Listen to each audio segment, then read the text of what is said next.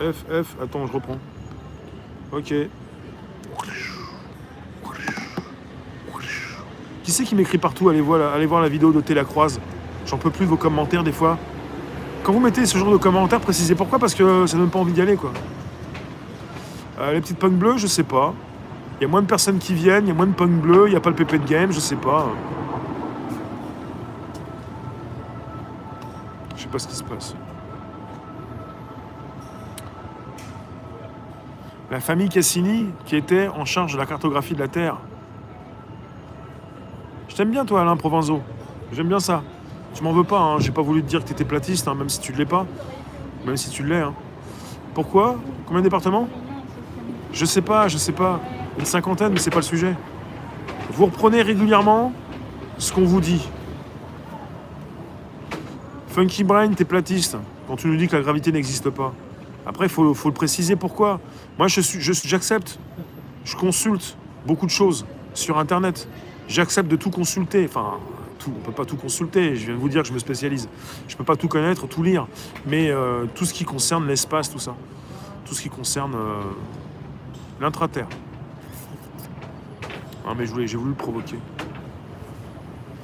La notion de gravité relative, on tient comment sur Terre? On parle de densité. Pour ceux qui ont envie de parler de densité. Bon, après, je suis pas certain de tout ça. On nous propose tout ça depuis qu'on est petit, hein. Tout petit. N'hésitez pas, vous pouvez toujours inviter vos contacts, vous abonner, récupérer le lien présent sous la vidéo pour l'envoyer dans vos réseaux sociaux. À démontrer que la gravité n'existe pas. Hein.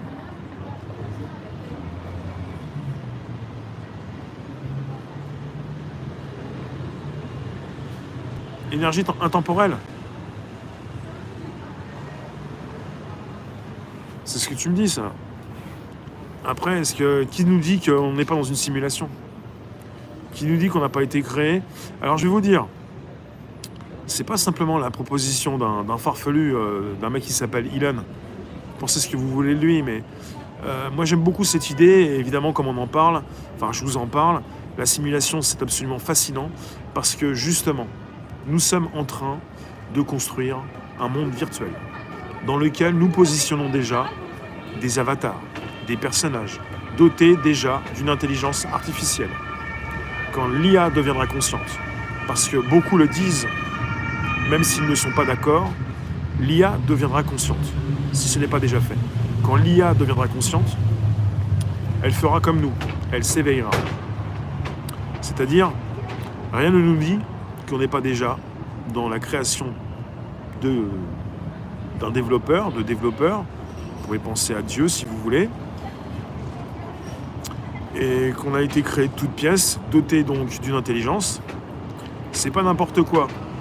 On est en train de créer un monde virtuel, une réplique parfaite, complète, bientôt, de notre monde, avec des avatars dotés d'une IA. Tu ne te rends pas compte du gouffre entre la vie organique. Je vous répète ce qu'ont déjà précisé des personnes très sensées, très intelligentes, très diplômées, des scientifiques.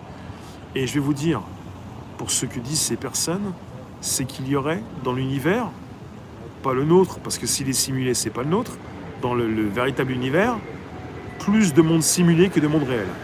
Merci F, on est rentré dans le PP de game. Plus de monde simulé que de monde réel.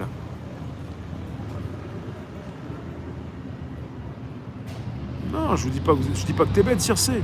Il y aurait plus de monde simulé que de monde réel. Après, ça pose un problème, puisque je vous parlais de l'univers par rapport au temps. Si ce que nous pouvons apercevoir fait partie d'une simulation, de plus en plus, nous parle d'un univers comme un réseau neuronal. Une création informatique. Et déjà, certains précisent, des fois, ce qu'ils peuvent entrevoir comme des bugs dans la matrice. Peut-être pas dans la matrice, dans l'illusion, dans la simulation. Et même si vous me dites que vous n'y croyez pas ou que c'est pas possible, mais je vais vous dire, c'est pas parce que vous le dites que c'est possible que ce soit pas possible. Parce qu'on est tous dans l'expectative et qu'on est sûr de rien. Et tant qu'on doute, on peut proposer beaucoup d'hypothèses, différentes hypothèses. Et on n'est pas obligé d'être certain de quoi que ce soit. C'est là où on se trompe. Quand on est sûr, on est foutu. On est sûr de rien, mais on propose des hypothèses.